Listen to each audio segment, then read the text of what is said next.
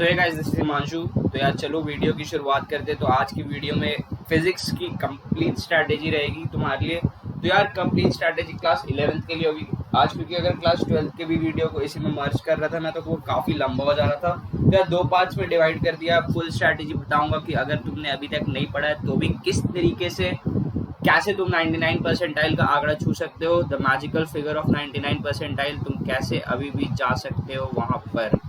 सो यार बहुत इंपॉर्टेंट है ये। तो चलो वीडियो की शुरुआत करते हैं, मगर उससे पहले अगर चैनल पे नया आया तो चैनल को सब्सक्राइब ज़रूर कर लो यार। जो वो लाल वाला बटन है उसके साथ थोड़ा सा खेलो, और यार वीडियो अच्छा लगे तो लाइक और शेयर ज़रूर करना। तो चलो शुरुआत करते हैं। तो यार सबसे पहला चैप्टर जो तुम क्लास 11th में इनकाउंटर करते हो वो होता है काइनेमेटिक्स।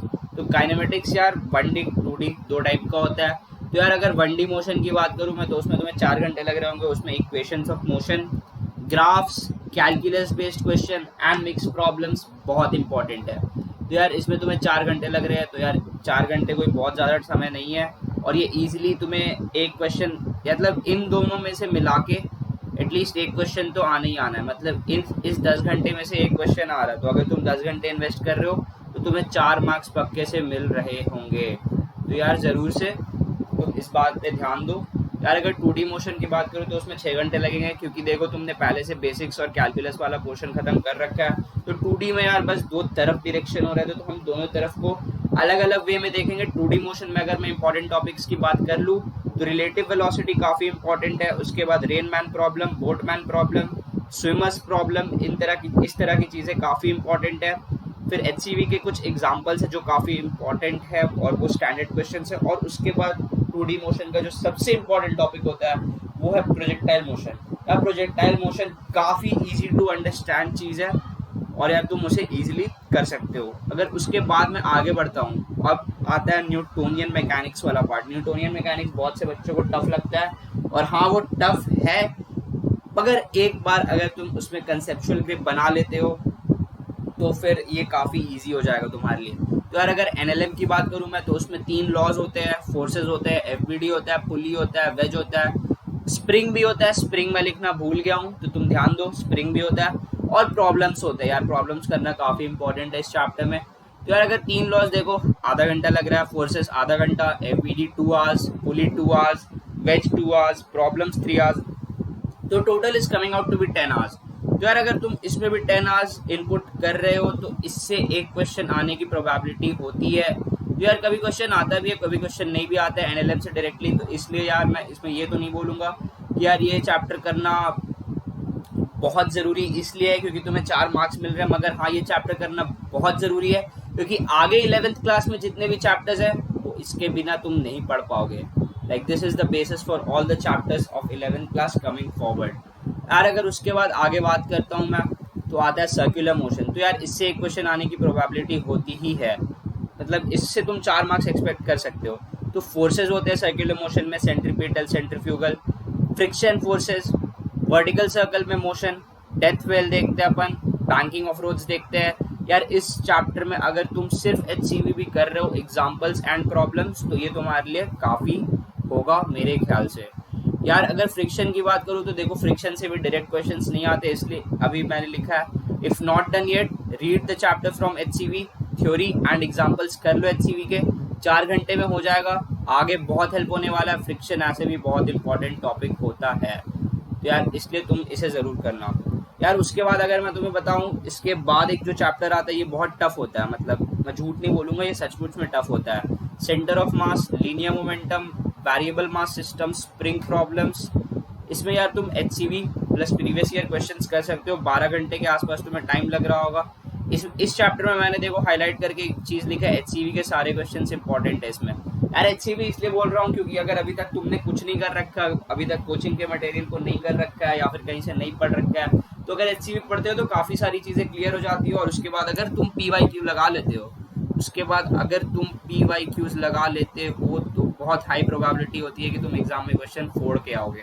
तो यार चलो, ये पार्ट 1 था अपना। यहाँ पे हमने kinematics, NLM, circular motion, friction और सेंटर ऑफ मास वाले चैप्टर की बात कर ली। इसमें सेंटर ऑफ मास का कैलकुलेशन भी काफ़ी इंपॉर्टेंट होता है और कभी कभी डायरेक्टली आ जाता है क्वेश्चन उससे। तो यार मूविंग फॉरवर्ड चलो चलते हैं। यार रोटेशन चैप्टर आता है उसके बाद। तो रोटेशन में अगर तुम देखोगे तो क्या क्या इंपॉर्टेंट है। सबसे पहली बात तो मैंने यहाँ पे एक स्टार मार्क लगा के दे दिया है, do it only if you have done it before. यार रोटेशन एक ऐसा चैप्टर है अगर पहले से नहीं कर रखा है तो एक महीना अगर इसे कर भी लो तो भी ये जरूरी नहीं है कि क्वेश्चन आने वाला एक ही, वन क्वेश्चन ही आएगा, इससे एक ही क्वेश्चन आने वाला है और एक महीना भी लग सकता है इसमें पूरा मास्टरी करने में, टू मास्टर इट। तो यार ये तुम्हारी मर्जी है कि तुम इसे कर रहे हो कि नहीं कर रहे हो। हालांकि मैंने इसमें भी डिवीजन दे रखा है और कितना टाइम लगना चाहिए मिनिमम इफेक्टिव स्टडी का अगर तुमने कुछ नहीं कर रखा है। तो यार मोमेंट ऑफ इनर्शिया तुम्हें 3 घंटे लगेंगे, एचसीवी से सारे डेरिवेशंस देख लो, उससे रिलेटेड क्वेश्चंस आते हैं। एक एक्स्ट्रा केस होता है ट्राइंगल का, मोमेंट ऑफ इनर्शिया का, वो तुम नेट से देख लो, गूगल से।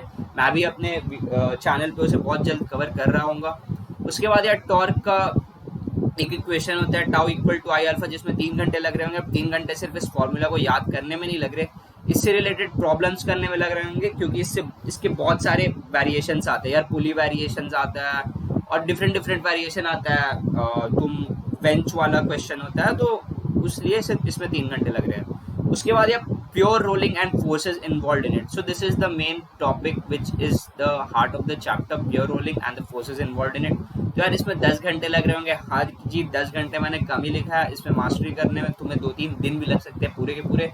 10 घंटे इफेक्टिव स्टडी पे बोल रहा हूँ, तब तुम pure rolling and forces involve in it के क्वेश्चंस जेई मेन लेवल के बना पा रहे होगे।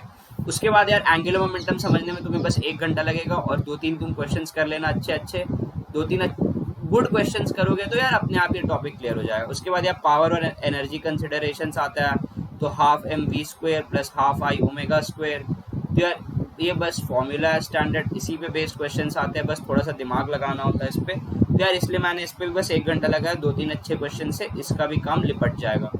उसके बाद यार ग्रेविटेशन पे आते हैं, लेकिन उसके पहले तुम एक चीज देख लो। अगर तुमने कुछ नहीं कर सकता है, कुछ नहीं कर रखा है, I am extremely sorry there was a slip of tongue, for noobs. Noobs मतलब क्या, जिसने अभी तक कुछ नहीं कर रखा है। तो यार एचसीवी के एग्जांपल्स, डेरिवेशंस, प्रॉब्लम्स और पीवाईक्यूज, ये सारी चीजें अगर तुम कर लेते हो पीवाईक्यू के साथ इंटीग्रेट करके एचसीवी की किताब से, तो भाई साहब एक हाई प्रोबेबिलिटी है कि तुम एग्जाम के क्वेश्चन को फोड़ दोगे। समझ रहे हो मेरी बात को यार। उसके बाद चलते हैं बहुत ही अलग से टाइप के चैप्टर पे यार। यहाँ तक अपने न्यूटोनियन मैकेनिक्स ऑलमोस्ट मतलब जो स्टैंडर्ड मैकेनिक्स वाला पार्ट होता है, हाँ भाई, जो डायनामिक वाला पार्ट है वो खत्म हो जाता है। इसके बाद आता है ग्रेविटेशन।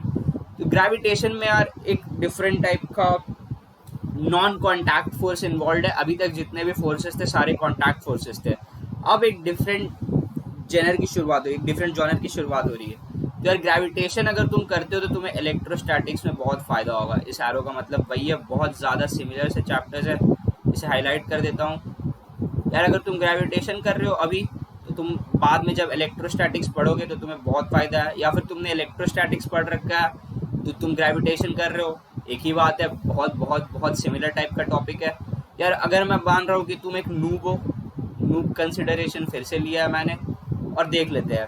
तो force, variation of gravity, field, potential, escape and orbital velocity, Kepler's law और प्रॉब्लम्स करना बहुत इंपॉर्टेंट है यार इस चैप्टर में। इसमें बहुत ज़्यादा इंपॉर्टेंट है क्योंकि इसमें वेरिएशंस आ जाते हैं यार, इसलिए मैं बोल रहा हूँ। अगर तुम ये सारी चीज़ें को मिलाओगे तो यार नियरली 18 आवर्स में पूरा का पूरा चैप्टर तुम समराइज कर पा रहे हो। और ये रोटेशन से ईजी है, और देखो टाइम ऑलमोस्ट सेम लिखा है मैंने दोनों में, लेकिन इसमें आउटपुट ज़्यादा है क्योंकि तुम यार ग्रेविटेशन कर रहे हो तो तुम्हारा इलेक्ट्रोस्टैटिक्स अपने आप बन रहा है, या फिर इलेक्ट्रोस्टैटिक्स कर रखा है तो ग्रेविटेशन अपने आप बन रहा है। और यार 18 to 20 आवर्स रोटेशन में इसलिए लग रहे हैं क्योंकि तुम पहले से उसकी तैयारी करते हो आए हो। वर्क पावर एनर्जी की बात कर लो, या फिर एनएलएम की बात कर लो, या फिर सर्कुलर मोशन की बात कर लो। मगर ग्रेविटेशन तुम एक बार शुरू कर रहे हो, खत्म कर रहे हो, दूसरे चैप्टर में भी फायदा पा रहे हो, इसलिए ग्रेविटेशन करना हर के लिए इंपॉर्टेंट है। एक क्वेश्चन आना इससे पक्का है। और यार ग्रेविटेशन से इस बार एसएचएम रिलेटेड क्वेश्चन भी आया था। तो यार इस तरह की चीज़ें तुम ध्यान दो कि किस तरीके के मिक्स्ड कंसेप्ट के क्वेश्चंस आ रहे हैं, क्या मैं वो चैप्टर छोड़ तो नहीं रहा हूँ यार। उसके बाद आता है अपना फेवरेट, मतलब मेरा पर्सनल फेवरेट जो मुझे लगता है फिजिक्स में, वो है एसएचएम। यार देखो, सिंपल हार्मोनिक मोशन काफ़ी इंपॉर्टेंट चैप्टर है यार। 1 से 2 क्वेश्चन आने की प्रोबेबिलिटी होती ही है, मतलब एक तो पक्का है और कभी कभी 2 भी आ जाता है। और ये जो होता है ना, ये वाला पार्ट, ये जेईई मेन का फेवरेट टॉपिक है। ये जेई मेन को बहुत पसंद है क्योंकि इसको कहते हैं एक्स्ट्रा सिलेबस, ये जेई एडवांस में नहीं है, इसलिए जेई मेन वाले एनटीए वाले इस पे बहुत ज़्यादा जोर देते हैं भाई कि चलो इससे क्वेश्चन पूछते हैं, क्योंकि बच्चे इसे नहीं पढ़ते हैं। तो यही उनका मकसद रहता है यार कि जो मैंने नहीं पढ़ा, जो बच्चे ने नहीं पढ़ा, उससे क्वेश्चन पूछेंगे। तो यार इसमें क्या क्या इंपॉर्टेंट है, इक्वेशन इंपॉर्टेंट है, फेजर डायग्राम इंपॉर्टेंट है, कंपोजिशन मतलब 2 एसएचएम जब मिक्स हो रहा है या फिर 3 एसएचएम जब एक के ऊपर एक ओवरलैप कर रहा है तो कैसे फेज एंगल फाई के साथ चेंजेस आ रहे हैं। एनर्जी कंसिडरेशंस बहुत इंपॉर्टेंट है, ग्राफ दे देता है कभी कभी डायरेक्टली ग्राफ और तुमसे चीज़ें पूछ लेता है। एंगुलर एसएचएम बहुत important, torsional pendulum, physical pendulum, उस तरह की चीज़ें यार। और फिर जो सबसे इम्पोर्टेंट टॉपिक है इस चैप्टर का वो है टाइम पीरियड। यार ये पूरा चैप्टर ही बसा है इस टॉपिक के ऊपर। यार ये टाइम पीरियड खोजने के ही चक्कर में हम इतनी सारी चीज़ें पढ़ते हैं। अगर मैं तुम्हें सच सच बताऊं कि क्यों हम पढ़ रहे हैं एसएचएम, तो यार टाइम पीरियड खोजने के चक्कर में ही हम पढ़ रहे हैं एसएचएम। तो यार इसमें मैं बात करूँ तो यार इसमें भी 18 से 20 घंटे लगेंगे, मगर देखो 1 से 2 क्वेश्चन आने की संभावना है। तो यार इसको तुम ज़रूर करो, एसएचएम तो तुम्हें करना ही चाहिए, मतलब ये काफ़ी इंपॉर्टेंट है। हाँ, नेक्स्ट चैप्टर आता है फ्लूइड्स। तो यार फ्लूइड्स ऐसा कुछ चैप्टर है जिससे कभी कभी एक क्वेश्चन आता है या कभी कभी एक भी क्वेश्चन नहीं आता है। तो यार इसलिए, और मैं ऐसा सजेस्ट नहीं करता हूँ, मगर इसमें भी तुम टाइम देखो 18 से 20 घंटे लग रहे हैं। तो यार अगर तुम 18 से 20 घंटे लगा रहे हो तो मुझे नहीं लगता है कि इतना टफ टॉपिक पे 18 से 20 घंटे लगाना ज़रूरी है, क्योंकि यार तुम मॉडर्न फिजिक्स पे अगर 12 से 14 घंटे लगाओगे और एटलीस्ट 4 क्वेश्चन पा जाओगे। तो यार इसलिए टाइम तुम देख लेना अपने हिसाब से। हाँ, अगर मॉडर्न फिजिक्स पढ़ चुके, सब कुछ पढ़ चुके, बस अब यही बचा है, तो यार तब तो इसको पक्के से कर लो, क्योंकि तुम फिर अपनी तर्कश में नए तीर जोड़ते जा रहे हो, नए नए चैप्टर्स पढ़ के उसमें मास्टरी हासिल करके तुम उसे जोड़ते जा रहे हो। हम अगर इजी टॉपिक्स अगर अभी तक नहीं पढ़े, so I keep it in the category of tough topics. तो यार इसलिए तुम देख लो, अगर तुम्हारे पास टाइम है तो तुम कर लो। चलो इंपॉर्टेंट टॉपिक्स की बात कर लेते हैं। लगे यार, pressure is very important, laws, Pascal's laws, barometer, manometers, buoyant force, उसमें Archimedes principle, flow of liquid is very very important, Bernoulli equation, equation of continuity, Reynolds number, flow turbulent होगा कि स्टेडी होगा, एंड टॉर्क ऑफ फ्लूइड। देखो मैंने लिख दिया है, मगर ये जेई एडवांस में पूछा जाता है। अब देखो मैं बता रहा हूँ, अभी आजकल क्या हो गया है कि जेई में मार्च अगर तुमने देखा होगा कि तो उसमें लेवल थोड़ा बड़ा था पेपर का, तो मुझे लगता है कि वो नए टॉपिक्स इंक्लूड करेंगे। अब इतने सारे पेपर बनाने उन्हें, तो ये एक नया टाइप का टॉपिक है, तो यार इसे तुम पढ़ सकते हो। ये मैं अपने चैनल पे बहुत जल्द कवर कर रहा हूँ, तो तुम वहाँ से देख सकते हो। तो चलो यार आगे बढ़ते हैं अब। यार उसके बाद जो लास्ट फेज आता है अपना क्लास 11 फिजिक्स का, वो है प्रॉपर्टीज ऑफ मैटर। यार देखो सरफेस टेंशन जो है वो फ्लूइड का ही पार्ट है, मगर वो मैटर की प्रॉपर्टी है, इसलिए हमने यहाँ इंक्लूड कर लिया। वहाँ पे हमने फ्लूइड मैकेनिक्स वाली पार्ट करी थी। तो यार यहाँ पे देखो क्या क्या इंपॉर्टेंट होता है। बेसिकली एक ये होता है, एक पटरा होता है, एक स्ट्रिंग होता है। यार उसकी पूरी कहानी पढ़ते हैं, अंदर मॉलिक्यूलर थ्योरी क्या चल रही है उसकी कहानी होती है इस चैप्टर में। तो यार यहाँ पे elasticity, stress, strain, experiment, Searle's experiment जिससे गामा की वैल्यू निकालते हैं, Young's modulus, and energy stored in a spring, मतलब पोटेंशियल एनर्जी आ जाती है इसके स्ट्रेचिंग के कारण। ये सारी चीज़ें इंपॉर्टेंट है काफ़ी। 6 से 7 घंटे लगेंगे तुम्हें इस चैप्टर को करने में, और सरफेस टेंशन को करने में 3 घंटे लगेंगे यार, क्योंकि ये थोड़ा टफ टॉपिक है। यार देखो फ्लूइड का जो भी टॉपिक है वो थोड़ा टफ होता है रिलेटिवली, मैं पहले ही तुम्हें बता दे रहा हूँ। और सरफेस टेंशन से एक क्वेश्चन आने की प्रोबेबिलिटी होती है यार, तो यार इसको तो तुम बिल्कुल ही मत छोड़ो, सरफेस टेंशन पढ़ लो। कैपिलरी राइज होता है इसमें, इससे क्वेश्चंस आते हैं, कैपिलरी राइज से आते हैं, सोप बबल से आते हैं। सोप बबल के डिफरेंट, वो फूटता है, वो जुड़ता है, तो किस तरह से वो अपने सरफेस एरिया को कम करने का प्रयास करता है, क्या सरफेस एनर्जी होती है, इस तरह की चीज़ें सरफेस टेंशन में होता है। तो यार तुम ये वाला टॉपिक कभी भी मत छोड़ना, इस तरह की टॉपिक्स इसमें होती है, तो ये टॉपिक कभी भी मत छोड़ना। 2 से 3 घंटे की बात है यार, आराम से करो, इसे भी करो क्योंकि इससे भी एक क्वेश्चन आने की प्रोबेबिलिटी होती है, क्योंकि और इस बार इस चैप्टर से क्वेश्चंस पूछे भी गए थे, तभी मैं बता रहा हूँ तुम्हें।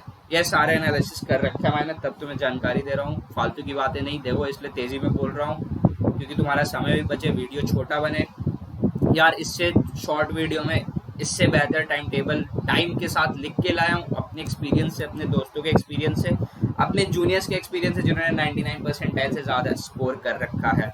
यार अब wave motion and waves on string की बात करूँ मैं, तो फिर हिमांशु IIT BBS यानी कि मेरा चैनल, इस पे मैंने 2 घंटे में पूरा वेव मोशन और स्ट्रिंग एंड साउंड वेव्स या स्टैंडिंग वेव्स, सारा कुछ पढ़ा रखा है यार। एक टॉपिक छूट गया, वो है ऑर्गन पाइप, वो तुम अपने से कर लो।